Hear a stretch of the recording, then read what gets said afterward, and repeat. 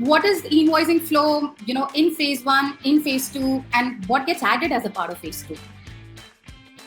Now, this is very simply put. Let's just talk about phase 1, which is called as a generation phase. There is a standard invoice and there is a simplified invoice, right? So as a part of standard invoice, there is no major change, just that, it should be containing all the, mandatory fields that your invoice is supposed to have.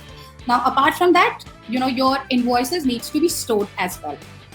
When it comes to simplified tax invoice as a part of phase 1, all your invoices need to have a QR code which should contain, 5 mandatory fields printed on your e-invoicing, apart from, the storage capacity in an electronic format which should be present. Now, what happens in phase 2? Let's first talk about, the tax invoice. In phase 2, you have to real-time, during the generation of the invoice, connect with the government platform and get a clearance from the government. Only then you can issue the invoice back to your buyer.